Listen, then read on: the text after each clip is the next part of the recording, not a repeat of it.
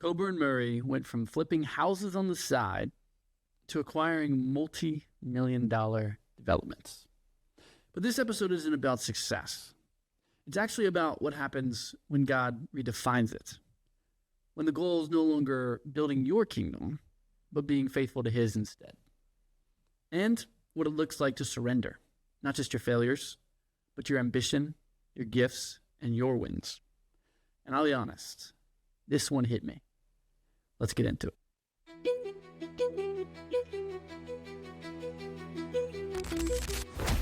Welcome to The Price of Success, the podcast where we tell the whole truth about what it costs to build the business and life God created you for. We're here to remind you that conditions are never perfect. Success always comes with a price, and you're not the only one paying it. Let's get started.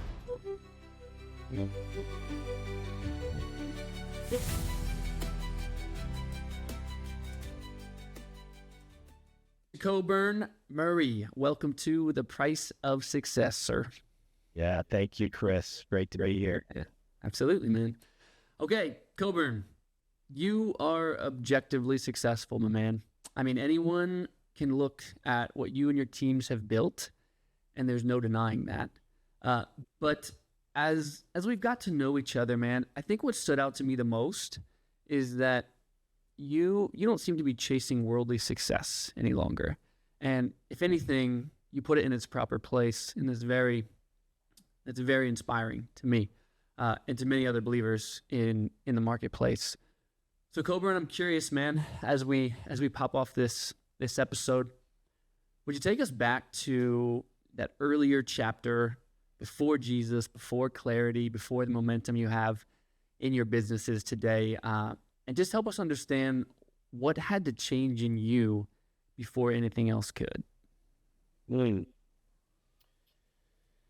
Yeah, that's a question. I can remember when I was younger, maybe even as far back as like early teenage years, being very persuasive and good, being able to like come up with the idea that the outcome that I wanted to see, and then begin to put all the parts and pieces in place to produce the outcome. Yeah. And, it was almost like a game, it was almost like you're a kid, and it's like you want something, and mom or dad tells you no, and you're like, well, I'm not accepting that, but I know I have to find a different path. And I think now if you have kids, that you maybe start to see evidence of that kind of, oh, dude. in your children. You're like, oh man, Yes, 100%. Please protect us. No, you're right. But I remember that, and I remember, obviously throughout my young adult years, having all of this get misguided, and these kind of unique ways that my personality and the way I was kind of created just started to misfire in all these different directions. But ultimately, I think what ended up having to happen was that I just had to start to surrender in all these different aspects of my life. It was like the gifts were there, the talent to the ability to do certain things, but yet it was being misused, and only when I began to learn to surrender, first surrendering that, for me, it was like surrendering to drugs and alcohol and powerlessness over that in my life, and then later to surrender to Jesus, then later to even surrender ambition, personal gain, and the idea that this was about me. It's like you're constantly surrendering your will to an alternative that you have to trust is better for you and for others than anything you could come up with in your own capacity, independently of that. And like ultimately that found its final sort of surrender once and for all in the surrender to Jesus Christ for me as my Lord.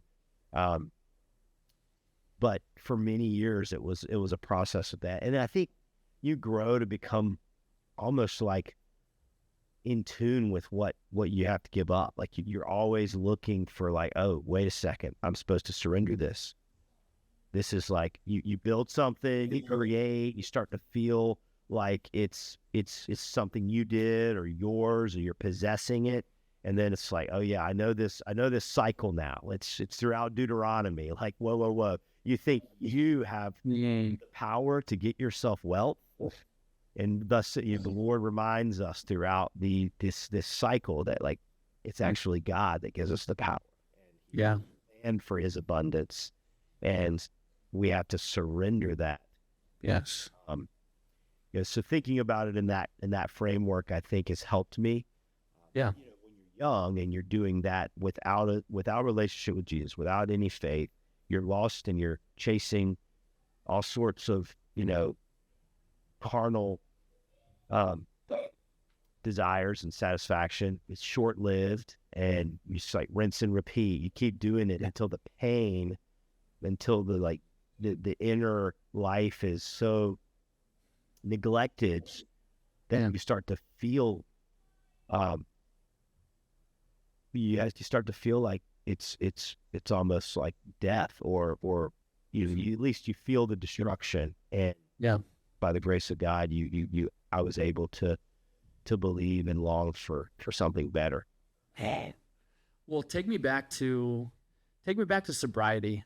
You mentioned that up front, you're like, hey, it's taking surrender through every stage, which I love. And it's funny, before this episode, I was like, man, it's like this guy puts success in its rightful place.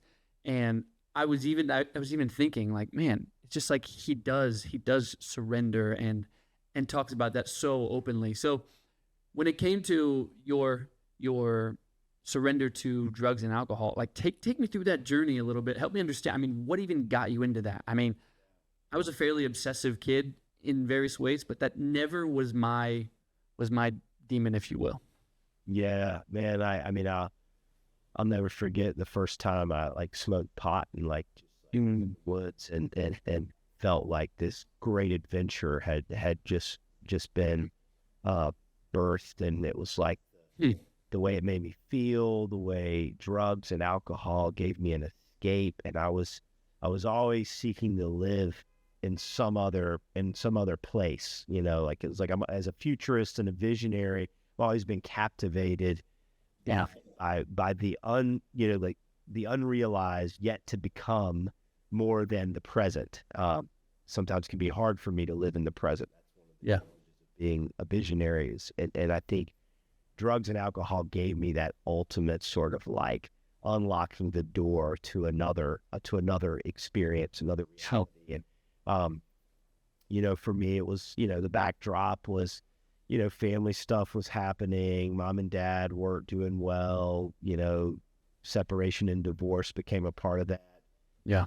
But not even so much to blame. Like that wasn't really the catalyst. Was like it was there. Like it was a seed in me, and it just needed the log to be thrown on the fire. And then once it had that, it was like set ablaze. And so, it starts with something as simple as just like smoking pot and drinking with some friends, and then the next thing you know, you're smoking weed, all day, every day. You're getting into hard drugs. You're doing, ecstasy and LSD and cocaine and all that while living a double life. So like I had this unique ability to somehow like do all of those things, but then also be like a somewhat normal kid playing high school baseball all in a class and checking boxes. I wasn't a great student.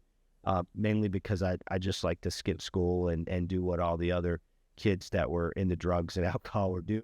Okay. To maintain and hold it all together up until a certain point. But after that passed, it was clear by the time I was 18 that I was off the rails, and alcoholism and substance abuse were going to bring me to the point of breaking me. Lots of just, not to get into all the details, but, just a lot of run-ins with the law, starting with like getting getting busted with pot and having to go down to the courthouse and have my mom bail me out of jail, and then getting into that scene. But then I got in trouble the first time. I was drinking and driving, and got my first DWI when I was like 17 years old. 17. Less than 3 years later, I got another DWI. So I became a multiple offender, and the last one was really scary because I was at my absolute bottom. I basically drank myself and used drugs to the point of having nothing going, and my life was I was a full-blown alcoholic at 20 years old. No question about it. Like, I woke up, thinking about what substance I was going to pour into my body to get me away from what I was feeling. And so I didn't know how to deal with feelings. I didn't know how to deal with life on life's terms. I just had to medicate. And what happened is it stopped working. There's a saying in the recovery community that, I couldn't live with it and I couldn't live without it. It was like alcohol and drugs had become the poison that I poured into my body. And what they did for me at one time, which was fun and, free and liberating, they now had become, they had enslaved me into darkness and depression and this inability to deal with life on life's terms. And so, by the grace of God, man, I hit rock bottom as a 20-year-old. Got a bad DWI. I was blackout from days of drinking, and had been running wild, driving a car down a busy college campus, Main Street, and I almost hit some students that were crossing at a crosswalk, and an officer happened to be sitting in the parking lot and watched the whole thing happen. And he pursued me for several miles until I finally stopped the car, again in a blackout, still drinking.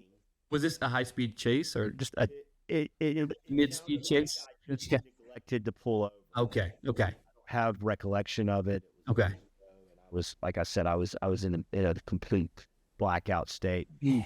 But the point is that the Lord spared those young adults, and they threw me in jail. And in that moment, I came out of that blackout the next day. I came out of that moment of absolute despair where I had nothing. I'm 20 years old, throwing my life away, got now multiple DWIs. I'm going to lose my license for like 4 years. I got no plan for the future. I'm not going to college. I'm not doing anything. I'm just like, wow, completely feel hopeless. And there in that moment, a hope flowed into me that I had never knew before. And it was like, the hope was, I'm never going to do this again. And it was a conviction. It was almost like the strength and the belief and the hope that I was going to be delivered from this, and I was going to be freed from addiction and depression and all the things that came with substance abuse. And you weren't a believer at this point. Your family, they weren't believers. My parents went to church when I was a kid. I would say I grew up in the church, but it was a very much just a cultural thing. Never had a relationship with the Lord. Never had any personal faith. I had rejected even continuing to go to the church. My parents, during their marital problems, kind of began to my mom was always kind of the faithful, pioneer to get us to church. And then as soon as I was a teenage boy and didn't want to be pushed, that kind of threw that out the window. But I was definitely not a believer. But the sense I had was I acknowledged that this was an unordinary experience, and I would have said that was a God thing. That's the extent to which I could have articulated that. Okay. That was a God thing. And I went to an AA meeting the next day, and I heard people talking about being powerless over substances and surrendering. And it's very, I don't know how much you know about AA recovery. A little bit from friends. Yeah. It's a spiritual program of recovery. There's a lot of emphasis on you can't do this alone. If you don't surrender your will to a higher power. And a lot of those people would identify as Christians, but a lot don't. And somehow that program is still able to help people find lasting sobriety, mainly through the support groups and the network and the commitment to working a program and surrendering your will. You rework this cycle of steps, and it's, I'm powerless. I need to surrender my will to God, and they even use the word, the language for God or a higher power as you understand him. So there's some subjectivity, and then you go through and you do inventory on yourself, and so at that point in my life, I did like this fearless inventory on my life, and I was a mess, and I was ashamed, and I needed to ask for forgiveness, and I needed to forgive myself. And through that process, I started to come to a place of like deeper awareness of sin. And that was a big revelation, right? Because, for so much of my young adult life, I was just like I didn't even have a standard for what was morality, like what you want and what makes you happy and what you feel. And you let your feelings drive you. And since my feelings and emotions were driving me to abuse myself and to abuse others, then that's what I followed. But at that point, that began to shift, and you become aware of sin. And if you know what sin is, and you become in tune with the consequences of sin, then you start to run out of options because you're now in need of a savior. Yeah. It's like, I can get how other world religions don't need to find their hope in Jesus, because they've yet to acknowledge that sin is the foundational problem for humans. Like we are depraved, and we are turned against God, and our own desires seek to ruin us. Yeah. So that's kind of the backstory there. Yeah, dude, that's so good. Obviously, I have so many questions there, and there's so many places we could go on that. I want to continue in your story, but I am curious. You mentioned mom and dad split. It was, hey, we went to church, but then there came a point where it's like, yeah, mom, I'm not going. Dude, your story is a story. So I went to a high school in Ohio that produced a lot of like parents were very wealthy. It was a little more affluent. And there were tons of kids with a very similar story to yours, as far as like they were struggling with drugs. They were, I specifically remember just so many kids were all smoking pot. And when you have more money, you have more access to harder drugs. And I just look at these guys like, oh my gosh, like what is going to happen with their lives? But now that I'm a parent, and now that you're a parent, I guess I would just ask you, like, looking back, is there any way that you would have handled you as a parent now? Like, God forbid your kids went down this type of a road, that would have potentially prevented or like woken you up before that? Or do you just feel like that's just what God had to have you go through? I think about that a lot, and especially when you have a child I've got one child that's just like, she is so me, and so, like her personality and her appetites and her posture towards life is just so me.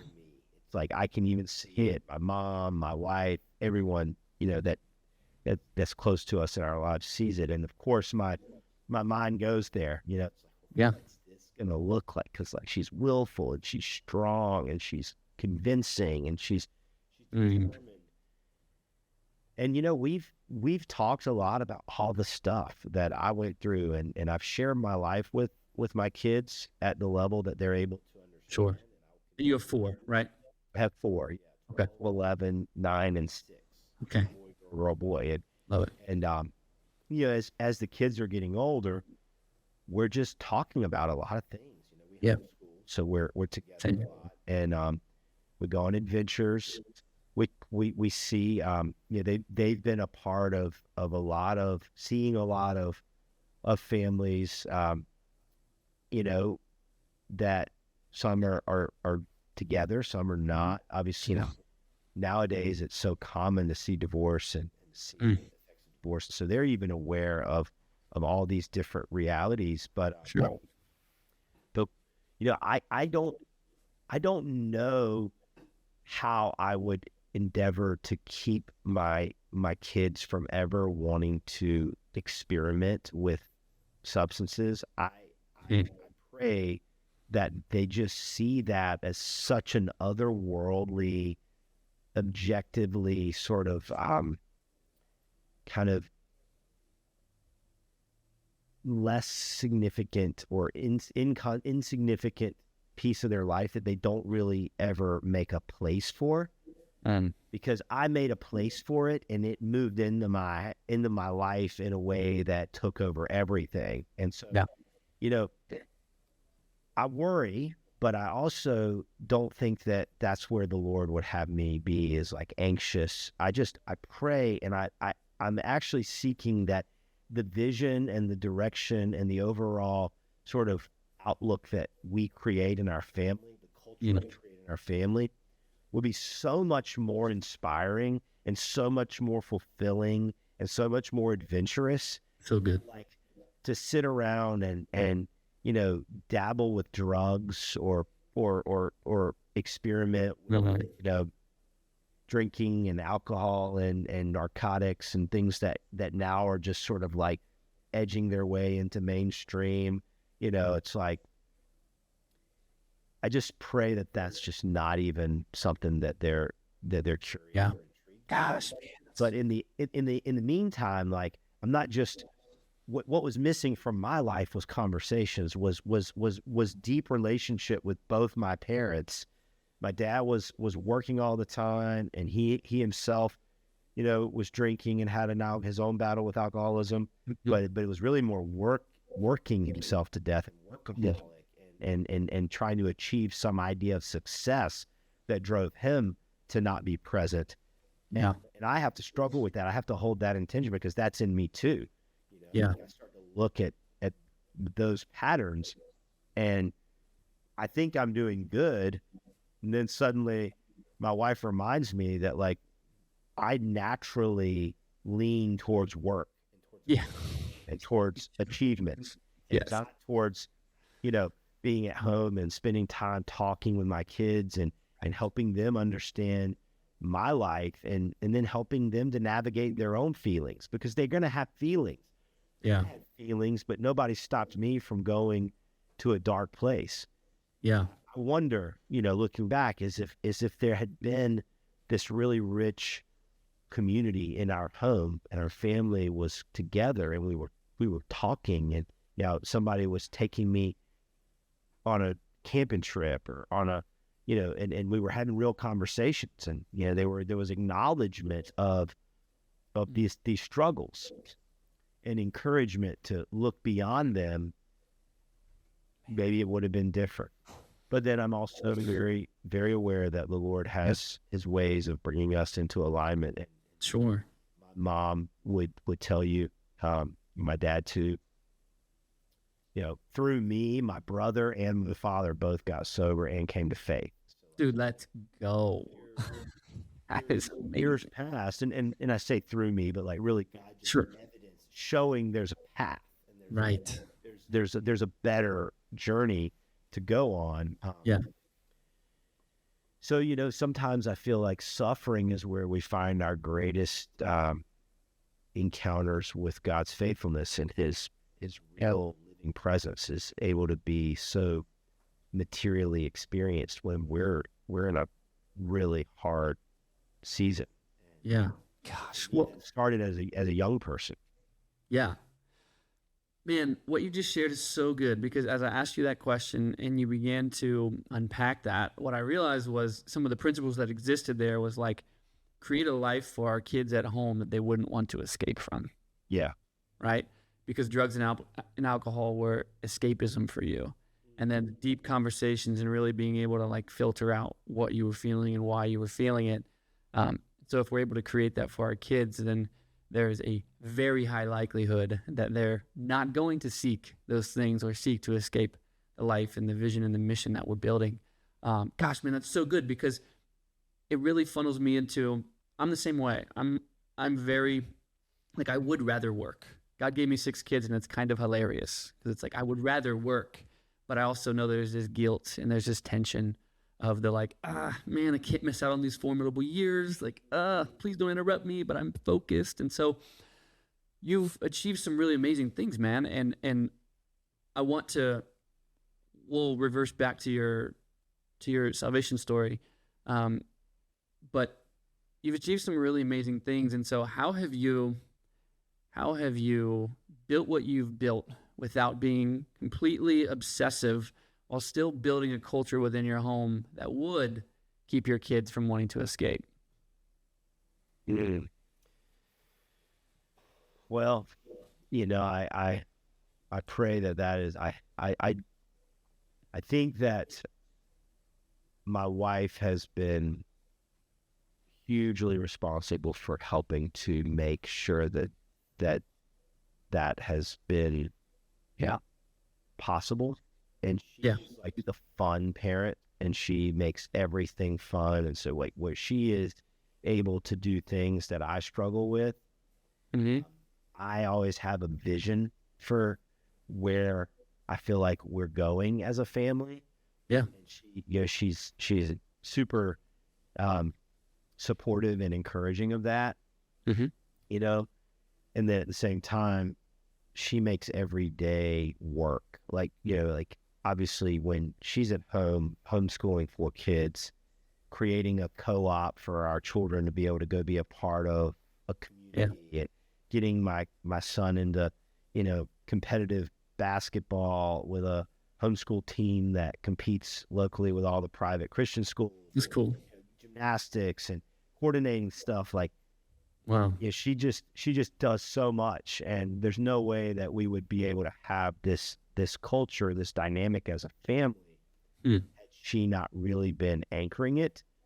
I think where I've grown probably the most is in realizing that my work and my identity in work can become the greatest enemy of the culture, and that goal of preserving our family and the time and the space and the experiences, and that just showing up and being present is like 90% of the battle. Like I'm praying right now, and this year my real heart's desire is to delight in the first, to delight in the Lord, but to start to delight in the moments that God gives me each day, many of which are the moments that I would seek to escape from the fastest, right?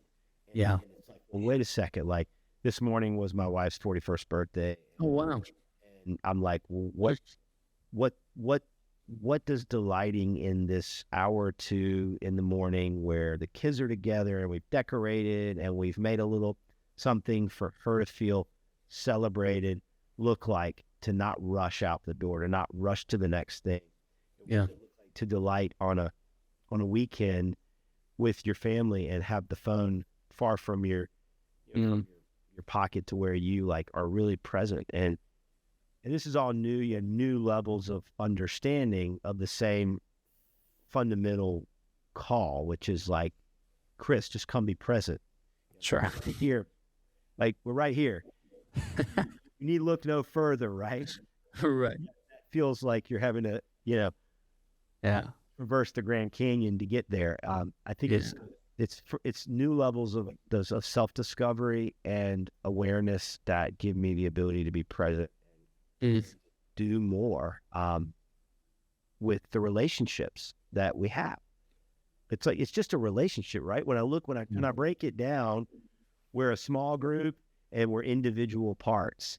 And each of my kids needs to feel the individual connection with me, and I need to feel the individual connection with them. I long for it, and they long for it. And yet there's all this stuff that gets in the way.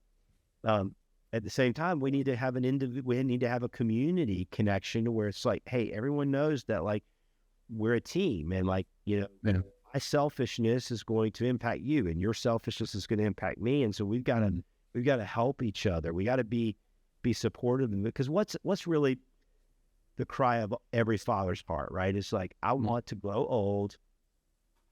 I want my children to come and be close to me with their spouses and with their children.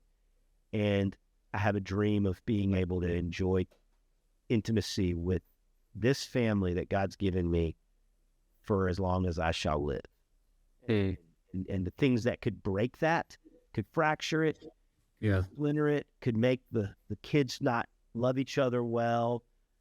Of course, there's going to be days when they're not going to like each other. Of course, their personalities are going to be different. And there's probably going to be all sorts of reasons for one of them to want to leave and move across the country or across the world and only come back, for holidays. And maybe there's a way that actually can be okay. But it's still my desire that we're all going to be together and that they're going to be able to still want to be with me and my wife as we get older. And so I feel like that work is now. If that's the outcome, there's got to be something I'm doing today that's going to ensure that the possibility that that's going to happen. Yeah. So, thinking about things in that context, I think emotionally, we are very blessed that we have a lot of emotional intelligence in our home. That's good. And so there's that makes it sometimes very intense. Yeah, I know. I have friends that have 2 kids that are really quiet. I'm like, where'd you get those? They just want to come and just be in our chaos, right? They just want to be in this chaos that this creates. And I'm sometimes almost embarrassed by it because I don't know how they're sitting here trying to drink coffee and have an adult conversation with me because oh my gosh, it's just so disruptive.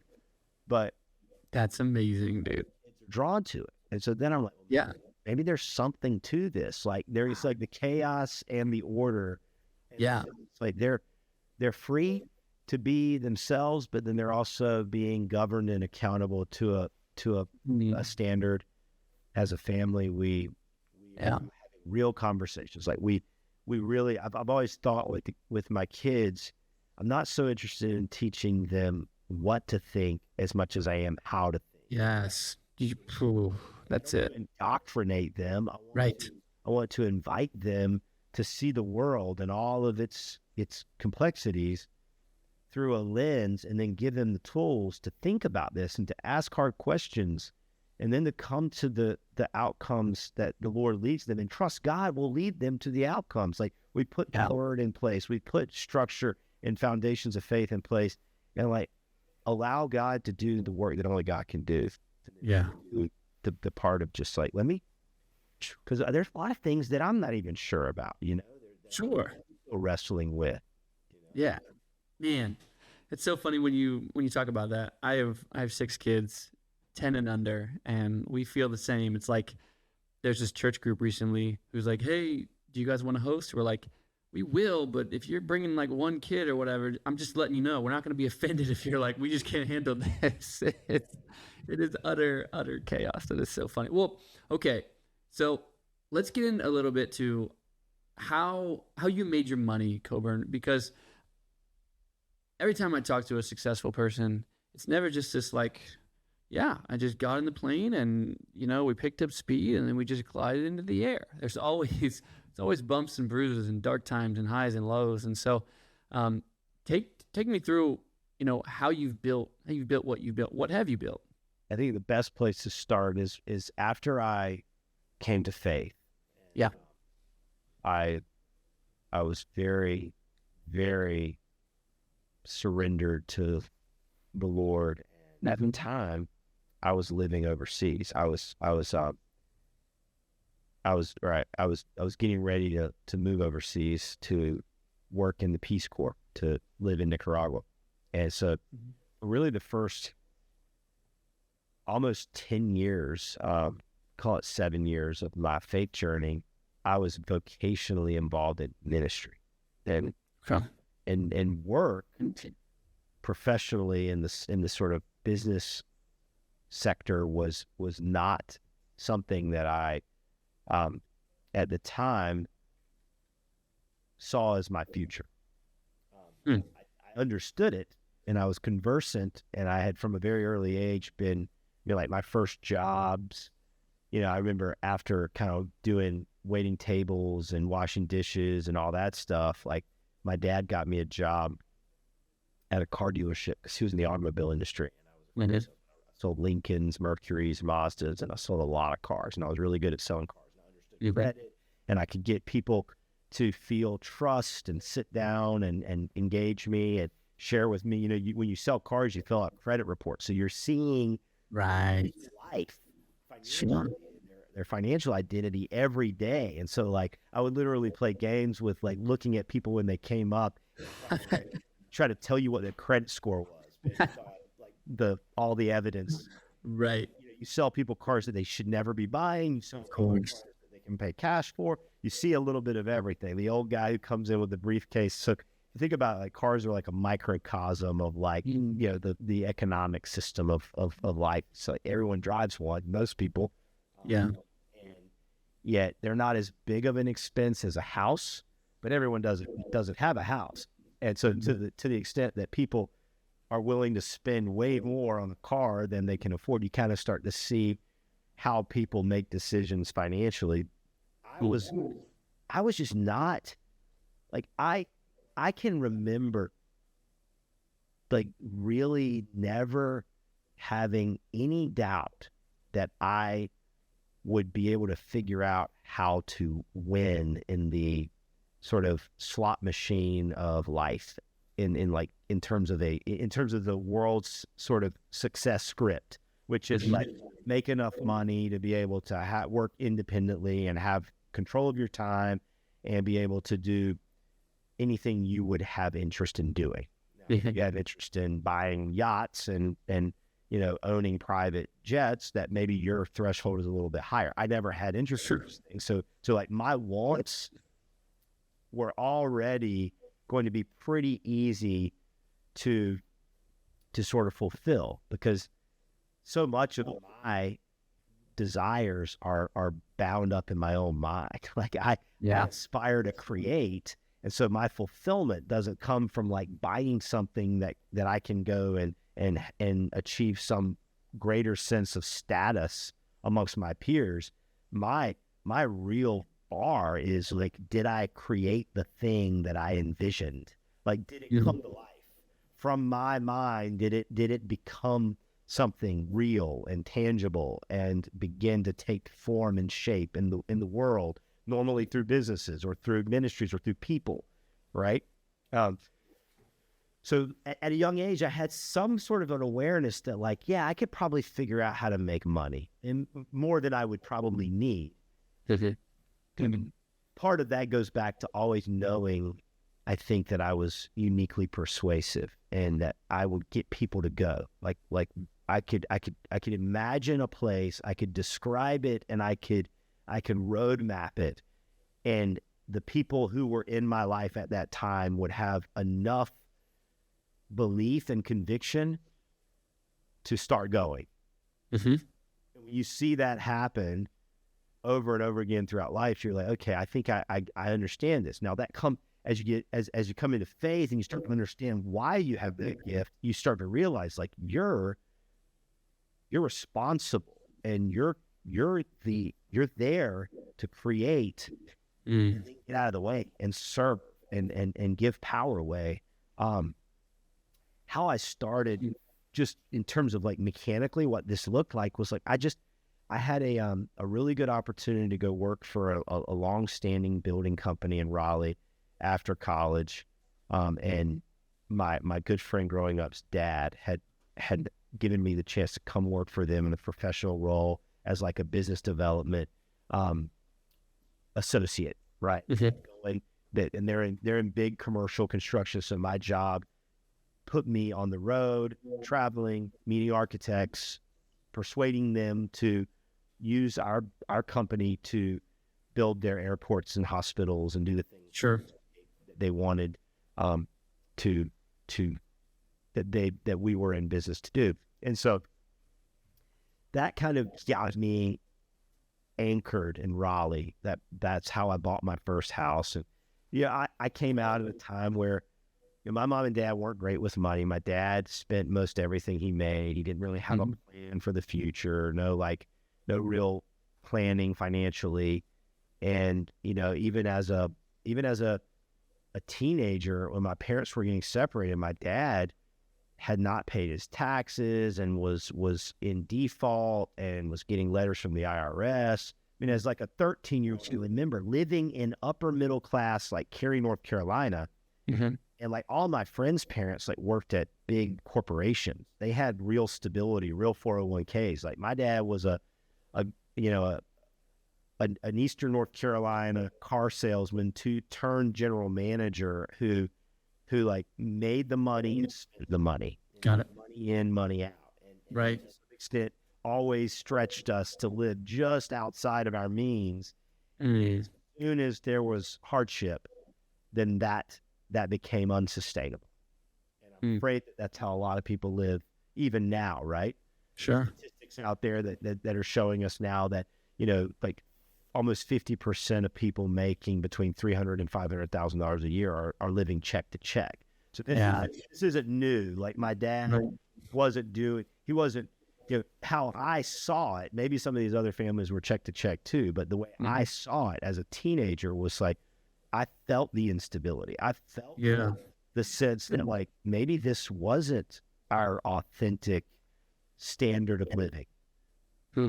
In fact, what even was our authentic standard of living? Like, should we be living down in like, a much lower level? But I'm grateful that my parents tried to make us fit in that world, because I had friends that were from very wealthy families. I had friends that were, from the other side of the tracks. Yeah. It gave me an understanding of how the world works. And, in that first job after college, I would travel and I'd stay in nice hotels. I'd go to conferences, and I just remember never being enamored with the stuff, with the adornments of wealth. Right.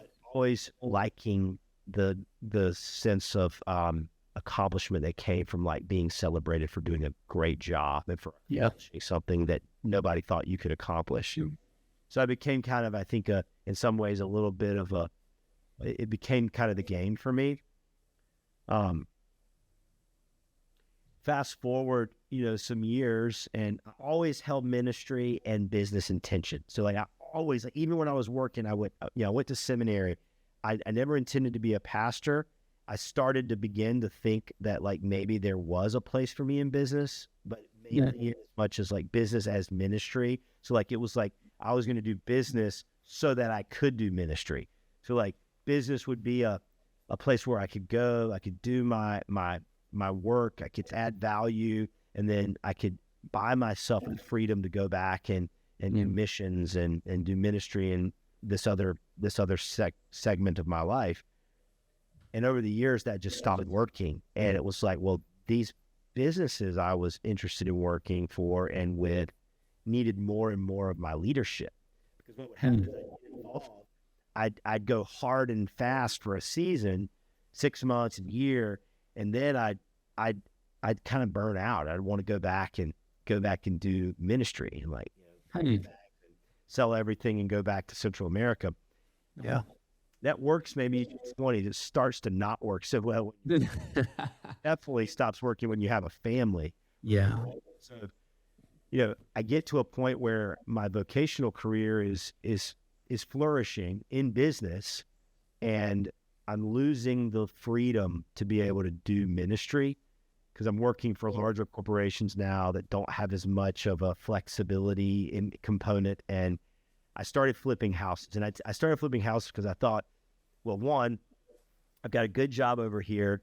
I'm working and traveling during the week, and then I've got money that I can use because I have credit. I'm living below my means. We were living in a really simple house in Garner and had a very low mortgage, starting our family. I think at the time I started flipping houses, we had 2 kids. We had our 3rd kid, and I was still traveling for this corporation and doing houses, flipping houses. So you were flipping them, or you were paying to have them flipped? I was pretty hands-on. I Oh, okay. I'm not a trade. I don't work with my hands, but I managed directly and oversaw and planned and laid out the projects. Like I was the brain. Like I bought the house, I came in, and then I ran subcontractors. But it's very very hands-on, very operationally intense. But it was lucrative, you know. At the time, we'd buy a house for $200,000, put $50,000 in renovations or $100,000 in renovations, and make 50, 75, sometimes $100,000 in gross profits. And so adding that to my income that I was making, I was kind of like doubling my income. It's amazing. It got to where, and that I reached a point of where I was like, well, I can't do both of these. I'm going to burn out, and my wife needs me at home. This is not sustainable. And about that time, I got introduced to a guy, Chris, who's the other founder of Redeeming Development Group. He came in and he was interviewing for a job, and I had heard of Chris because he's a believer. We had mutual friends, and I knew he had been very prolific in house flipping, but I didn't know a whole lot about how his business was set up and why. Had no idea why he was interviewing for this job. Anyway, we end up forming. He comes in for this interview, and I start asking him questions, and I knew that my time was short at that company, and he started to tell me what he'd been working on, and I was like, man, we need to get together and hang out and talk more. Like, you've been doing this at scale. I've been doing this in a small way, but he lacked some of the giftings that I had, and I was just curious. And so I'll never forget, we got together on a Monday and had lunch, and I was about to leave to go back to Nicaragua for like 2 months for the summer. And he just shared where he was at. He had been through a really hard season. God had really met him in this hard season. The reason he had been interviewing for the job was because he didn't really believe he was capable of continuing to do the business he was in without this other guy, and they had a parting of ways, his former business partner. So he felt very much incapable of alone. And he was probably right, but he was ready to go, just like trade in his entrepreneurial life for a job and be a sales manager or something. And I told him, I said, man, I'm not certain about what the Lord has for you, but I'm pretty sure that's not, like, this job is not what the Lord has for you. And I'm really intrigued by your story. And the Lord just kind of started to give me a sense of like, man, we should try to do something together. And so it was 2 months later that he reached out to me. I was like just weeks before coming back to Raleigh from a long season, 2 months, summer months in Nicaragua. And he had stumbled upon a deal that he really wanted to do, but he wasn't confident, in making the move. And see, like, that was kind of that's kind of how the relationship that Chris and I had from the very beginning was like, Chris had all the skills and knowledge, and he's very calculated, very financially sensitive and minded. And I'm just like, man, let's charge the hill. Of course, right. We're going to do it, and we're going to do 3 more just like it. Don't even hesitate, right? I love it. And so he sent this to me, and he's like, do you know anything about this area? And I'm like, of course, I know everything about that area. I've been to that area. I flipped a house in that area. That's a great price. Let's do it. Let's go. Let's do it. I'll put the money in. We'll go 50-50. We'll see what happens. So I came back that summer, 2017, had no commitments other than I'm going to flip one house with this guy, Chris, and we're going to see what happens. So we flipped that one house, and he'll tell the story, and it's funny to hear him tell it, but like he was going on vacation the first week we started. He hands me the keys. We had just closed on the house. I just got back from Nicaragua. We don't know each other very well at this point. And he says, if you can go ahead and get started and just have him do some demo, I'll be back in a week. I'm taking my family to the beach. So I get my guys in there. They start demoing out the walls. The whole floor is rotted. The walls are rotted.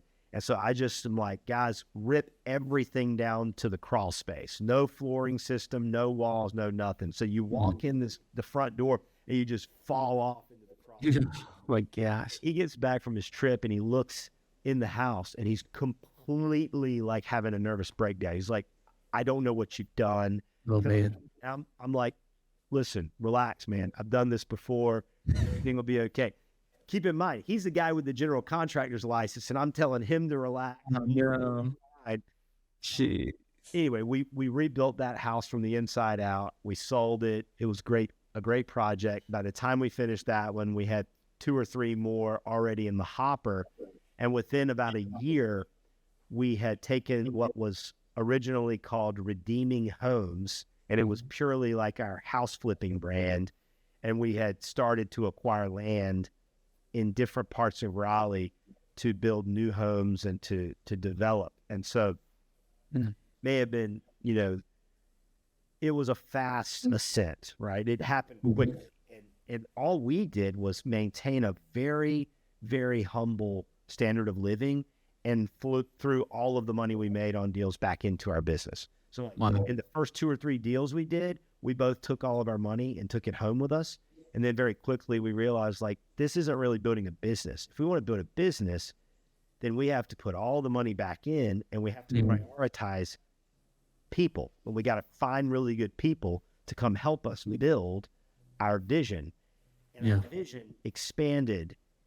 And we started with, like, what if God wanted to bless our business in such a way that we could give away $1 million a year? Wow. And that was like, well, what if that's the goal? Instead of like how much we can make and how much we can take home and how much, our bonuses will be, what if our actual goal was like, how extravagantly generous could we be? What if our big 10-year long range goal is we want to be giving $1 million a year away? And it's like, well, what do we have to do to make that much money? There's a lot of ways to give $1 million away, but you ultimately, to give $1 million away and pay all of your employees and continue to grow your company, you probably got to be making quite a bit of money, or you're just giving the vast majority of your income, and we're probably kind of doing a little bit of both, right? On this journey to give away $1 million a year, we're certainly making a lot more money, and God's putting us in places to where now we're doing complex real estate deals. We're acquiring, $20 million student housing communities in Georgia and developing partnerships with some of the biggest Christian institutional investors in the United States. We're building locally. We're faithfully focused on serving our investors, Incredible. employees, and the community at large. So our vision came from flipping houses to creating flourishing communities. And when we define flourishing, we're looking at every aspect of life, like physical needs, soul care, every aspect of life.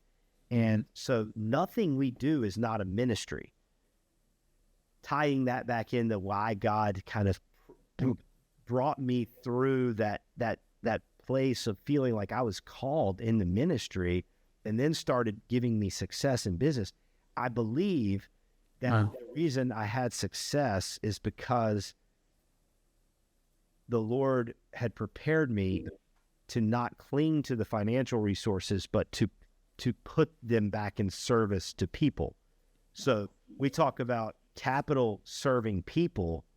The money is out there, right? There's such a currency is a commodity, like currency is a commodity. We've got people from Argentina that invest with us that have become dear friends. We've got people that are here in Raleigh, people in other parts of the country, family members of people that know us, that find out what we're doing. The money's there, but what often is absent is a compelling vision, responsible, financially responsible and well-calculated, values-based vision to take the money and serve the people and responsibly return the appropriate projected return, the abundance and a distribution plan for the abundance that gets created. Because if you create a successful business, you're marking success by abundance, right? Like, let's assume that Coburn's worth to the business functionally $120,000 a year, and then I also have a whole team of people that have a value that pretty easy to quantify objectively. And then we want to be generous. And so then we're going to even add on bonuses, and we're going to add on, profit sharing and ownership, interests that might come. And then we've got equity partners that expect to get paid. Sure. But they're still in a good project, if it's built well with the right people, going to be abundance, right? There's going to be a net positive liquidity event back to the partnership or back to one of the companies that is going to say, hey, well, what do we do with this? Yeah. And that's where my heart and surrendering found its home in stewardship and in multiplying. And so what ends up happening, Chris, and why we can talk about success by a certain standard, a success script, is that, I have a big balance sheet. I wake up 5 years later and my balance sheet has grown. And so on paper, I'm worth whatever the paper says I'm worth. Banks love paper net. They love personal financial statements, right? Mm-hmm. But where I live is in a space where nothing's changed. The work is still the same. It's build people, serve people, create flourishing. Pay attention when flourishing is not happening. Ask yourself the question, why are people not flourishing? Most of the time it's because we're looking at the big shiny objects. We're starting to get to a place where we want to possess things, where we want to hold on to power, or we want to hold on to the resources. We want to build our own kingdom rather than God's kingdom. And it gets really complicated, because what happens is, if you're good at what you do and now you've got capital, then growing money becomes way easier than being faithful. You know what I mean? Like, it's like all of a sudden you're built to grow money now. That's what you do. You can grow your money. You can grow other people's money. Yeah. You have a very specialized subject matter expertise. It's institutional in nature. You have access to deals that only people with that sort of, there's a high barrier of entry once you get to a certain point, right? Mm. There's a lot of people that could buy that first house that we bought for $200,000 and flip it. We're competing with a lot of people. There wasn't a lot of people that could buy a 532 bed deferred maintenance multifamily student housing project in Statesboro, Georgia for $15 million and close within 90 days. Like, that's a different, like, we have a higher standard of, we have a higher risk profile, but the reward is so much higher. And, and we've built that system to be able to do that.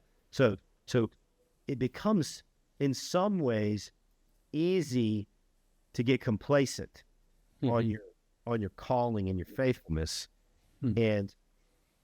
But what's encouraging in that process is that you keep surrendering yourself to going and being present amongst the most humble of, you go be present with the people who would, I like to think of it as, where would the real estate mogul likely end up, right? It's like in the country club, focusing on like spending time with only the people that can add value to their life, maybe doing some charitable work here and there, sitting on some boards, but it's all up here, right? It's all up in this society.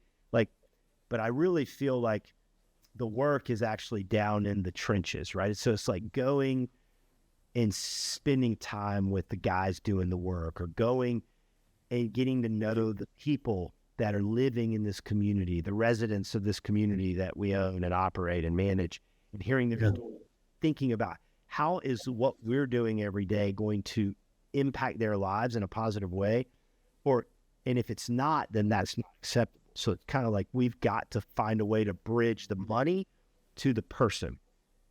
Yeah. And that's true in land development, where we're acquiring land and putting lots on the ground to sell to a national builder. That's true in multifamily apartment acquisition and management. It's true in the office environment. You know, we built this building and we built this Ethos Raleigh office community, and we invited all these people that are faith aligned to come office in this space. But what makes it special is that we are monitoring flourishing. It's almost like we're indexing what does it look like for Christians to flourish, for families to flourish. Yeah. It doesn't look like me working 70, 80 hours a week and going on, luxurious vacations in my spare time and distancing myself further and further and further from the people that this money needs to be serving. Like when we are serving money, we are falling victim to the spirit of mammon, right? Yeah. Well, when God's image bearers are in service to things, to the created world, and in service to money, so that they can buy better clothes or buy a nicer car or move into the bigger house, we've missed it. God puts money in service to people, and for people who, for whatever reason, end up with an abundance, they have to be willing to separate themselves from being the possessor of that and see themselves as the steward in service to God. And that comes at a great cost. So I think it comes at a great responsibility to the steward. And my wife and I spent a lot of time talking about what happens if this continues.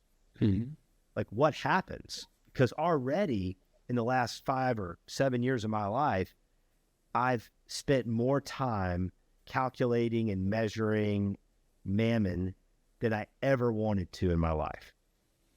Like it's a burden that I wouldn't wish for someone unless it was God's unique call in their life. Yeah. And increasingly, I'm looking to develop people who I see in my life that God sends that are faithful, so that they can carry power. They can be handed opportunity to achieve and grow and steward God's resources in the same way that I have, because my freedom comes from being able to release it. That's when I feel at peace. That's when I have, that's when I feel like my most joyful is when I'm no longer the bottleneck to God's resources getting out to where they need to go. Yeah. Man, dude, you are like, you're spitting fire, man, because this is, as you tell your story about how you faithfully stewarded your finances, there's one piece of the puzzle that I just know, because you explained the statistics of seeing, the economic status of many people when you see their credit scores and their income and overspending on cars and houses and whatnot.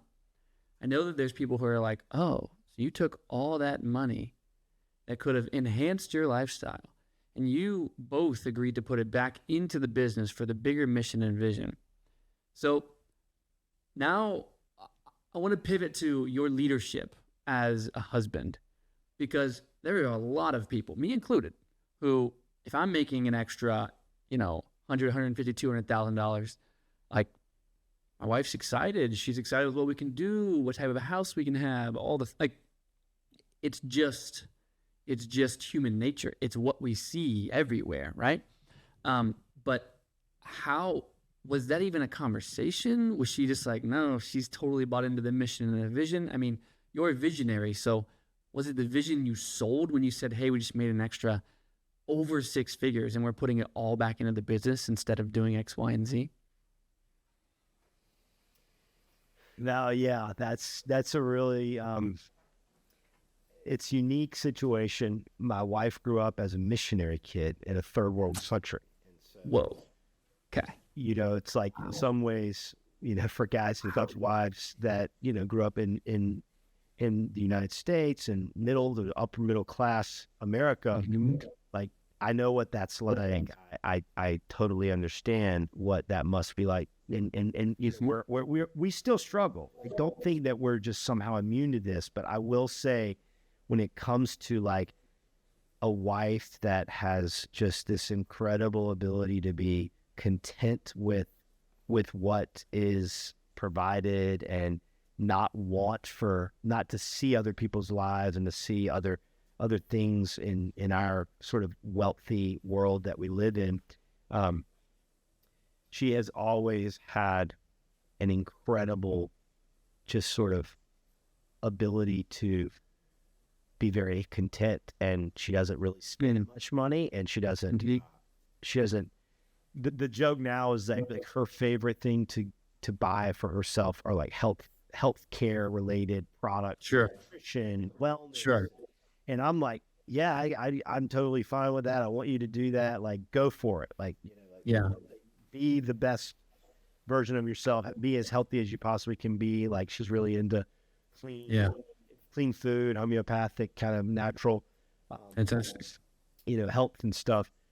But before that, it's been like years where I've never felt the pressure to bring more money home so that we could keep up with some standard of living. Yeah. Because it was always mission, and the mission for her was so established in the home. Now, we look back on some of our early years and the simplicity. One of our core tenets was that we wanted to live a simple life. And simplicity as an inner spiritual discipline is not so much the absence of things, it's as much the heart's posture towards the things, right? So it's not prescriptive. It's not prescriptive in that like you start buying houses and rental properties and investing and adorning your life and you're no longer living simply. It's really more about having things appropriately posture, placed in your life and prioritized in such a way that, one, it is hard to maintain an inner discipline of simplicity when you have, debt you can't pay off because you're not making enough money to service your financial obligations because you overspent. Like that would be an example of an outward decision. But the thing is, you don't even make the decision to get the thing when you're living with this inner discipline of simplicity because you're asking, is it prudent? It's like a cardinal virtue. Is it prudent? God, should I want this? Like, did you stop to think, should you want it? And then wait and allow the Lord to sort of change your appetite. And suddenly you're like, no, you know what? I actually really think if I drive this old beat up Honda Accord for another few years, I'm probably going to have more money to be able to invest in my business, which is going to produce more cash flow sustainably. And we're going to actually not fight about money anymore. We're not going to, the tension's not going to exist. And I'm not holding myself to a different standard than I'm holding my wife. I'm actually living into this vision too. And now we feel like we're working for something greater, right? But if it's just, I'm just saying this is how it's supposed to be. And then the things that she's wanting for the sacrifices she's making to be at home, I'm going out and creating all this value in the market. She's deserving of every dollar. Whatever I have is hers, and it's all hers. But she's also accepted that it's God's ultimately. And so together we have to figure out what the Lord is calling us to do. And if you're not talking about money in your marriage, and I thought we had things really good, and then I had a coach and a mentor, and this is recently, this isn't like years ago. And somehow we saw that, like, we sat down and we had a candid conversation with this coach, and he was wanting to ask Melissa, my wife, what she thought about, like, and she made mention of like our money and the other money.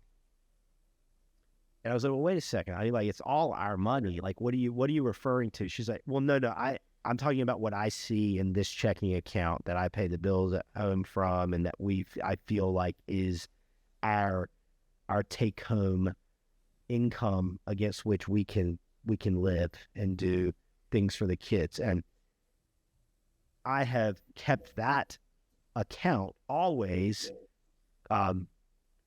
extremely low. I've always operated with a sense of, you read The Millionaire Next Door, and there's all these tenets of like how to think about money. And one of the common tenets of, the first sort of generation of millionaires in America was that they lived with a false sense of scarcity. They created a false sense of scarcity. They programmed themselves to not spend money by not making it available directly in the form of like liquid cash. And so what that means is you put it in places that it's very illiquid. You invest it and you make decisions to position those resources in such a way that you can't go, buy durable consumable goods or for any other number of things. Like you budget and you live under that standard.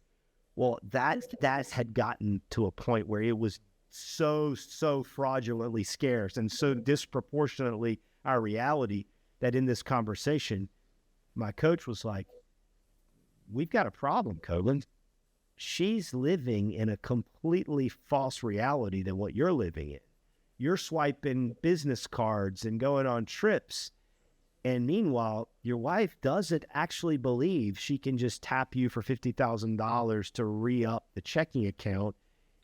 She's getting near overdraft, level, and you're sitting on millions of dollars that are scattered across all these accounts. Like that's not how God intends for this to work.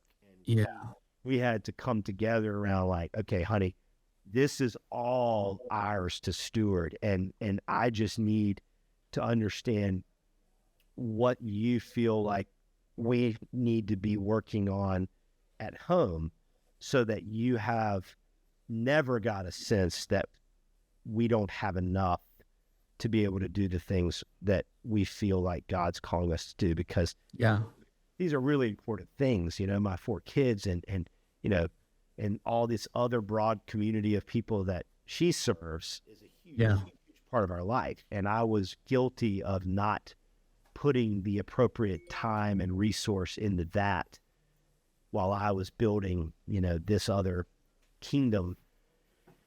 So I would say that it's really important to go deep in those conversations and get on the same page, because she's a fan now. She loves knowing we're planning for the future, but she's also asking me, when do we stop? Like, when is enough enough? Asking me, like, and it's it's like, because she sees the trend. So if you keep doing this and this keeps multiplying, like, at what point do you ever decide to like just take it easy a little bit, like slow down, let some of those other young guys start to take more of the reins, give them some of those financial benefits so that you can come and be present more. And so we're working through some of that right now. I'm actually taking a sabbatical this year, a 3-month sabbatical from all my vocational responsibilities. Whoa. First time I've ever done it. I've read about them. I've had mentors that did it. But this is a 7-year, 3-month sabbatical from the development company, from all of my leadership roles and responsibilities. Yeah. Dude, we're coming up on time. I feel like I have 100 million more questions about just your life, the way you steward. Gosh, man, is it fair for me to say that the things you've shared with me today, like, I don't want to put this in your mouth, but it's just like the price of success for you has been like faithful stewardship and faithful surrender? I mean, that's what... Those are two of the words that I use a lot. Faithful surrender and faithful stewardship. Like, because stewardship has meant continuing to show up. Creative restoration through sacrifice. I've often thought about, like, what's my sacrifice? My sacrifice is continuing to show up and put on the armor and go into the battles and know that God's raising up a next generation of soldiers and they will take the positions that they will take in time. But until such time as they are ready, I have to keep showing up. But then on the surrender side, I have to also cease to possess that which accumulates to the account, to the abundance account. I can possess it. If I make it mine and I control it and I take it into some silos in my own life and even in my own heart, it ceases to be capital that can serve people, because it's now serving me, and it's only serving me. And I alone know where those silos are.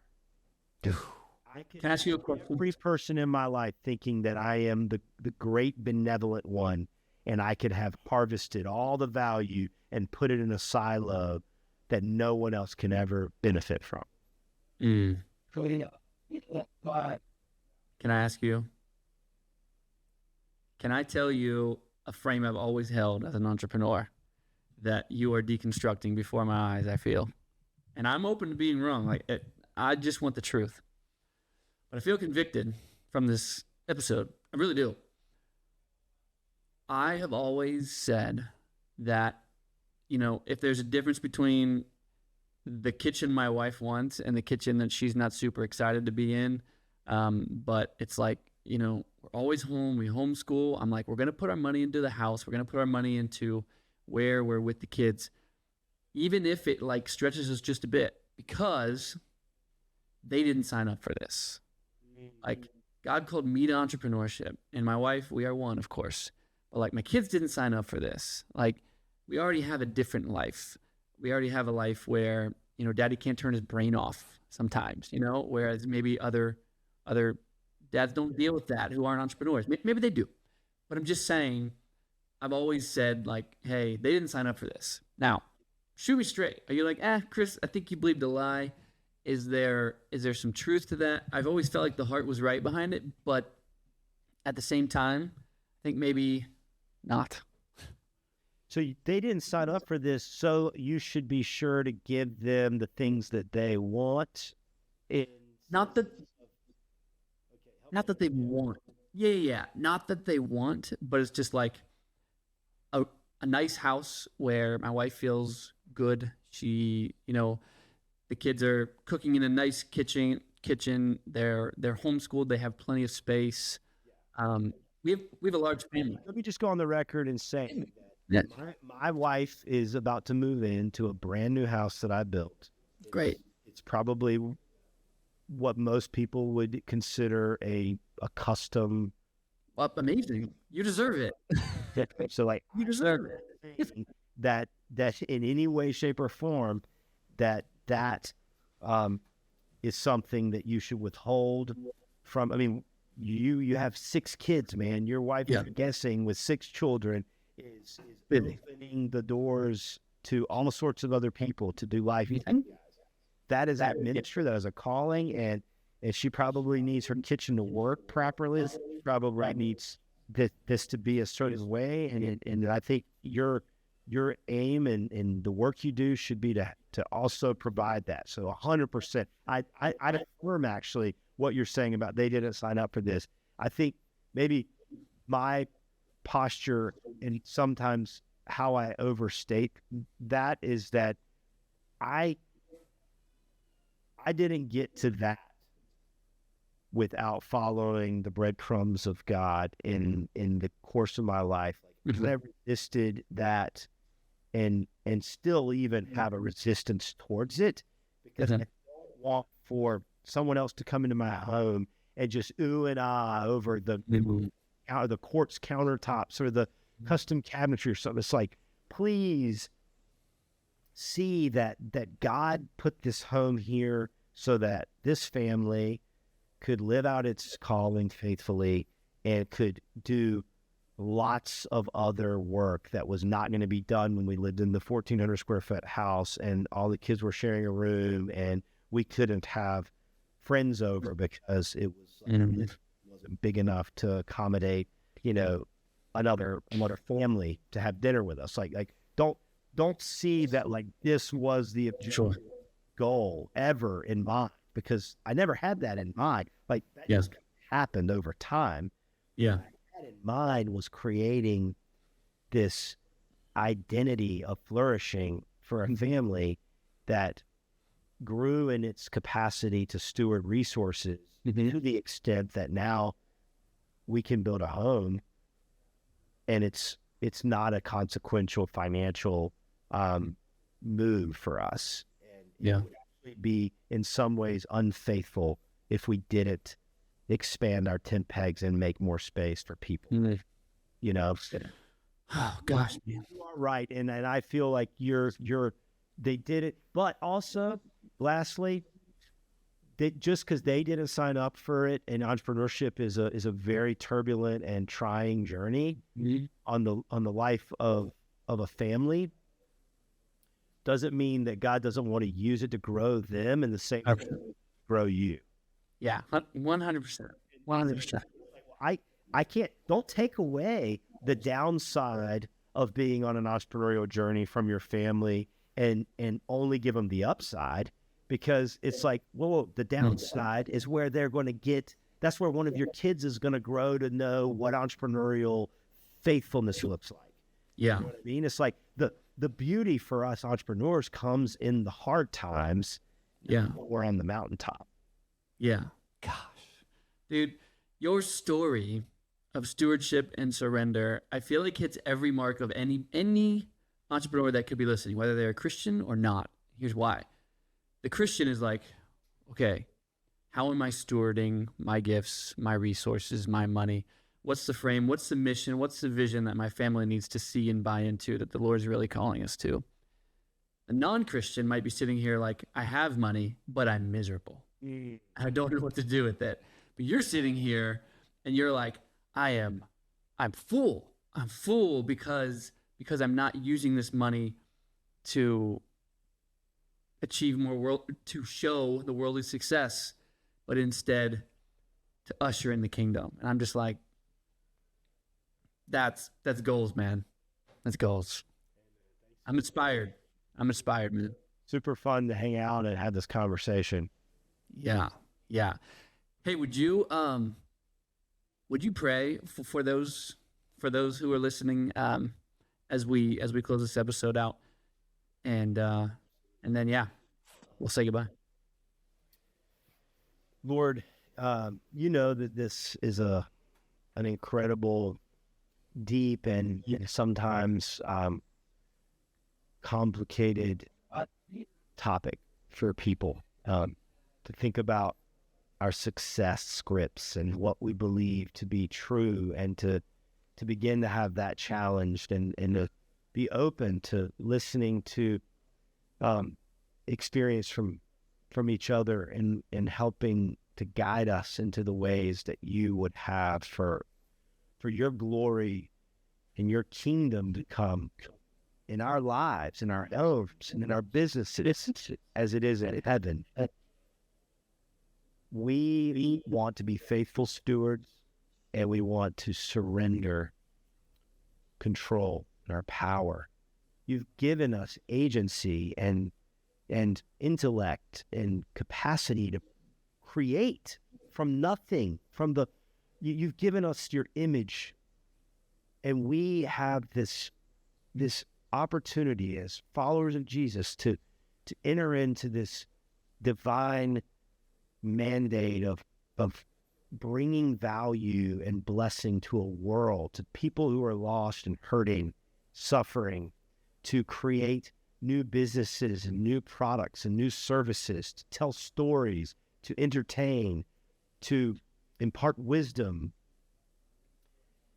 And there's people listening right now that maybe aren't sure where they stand on these topics. There's people that are hearing some of the things that we're talking about and trying to parse out what's Christian and what's good business strategy. And Lord, you are all of it. Lord, you are the truth, and you are the best way. You're the best strategist. You're the best coach. You're the best innovator.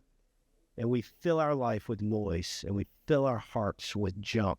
And I pray, God, that we might all begin to dare to believe that you want what's best for us, our families, our children, our employees, our teams, our investors, and be willing to surrender it all, humbly walking in truth, so that you can take the glory and you can write the success story in our lives.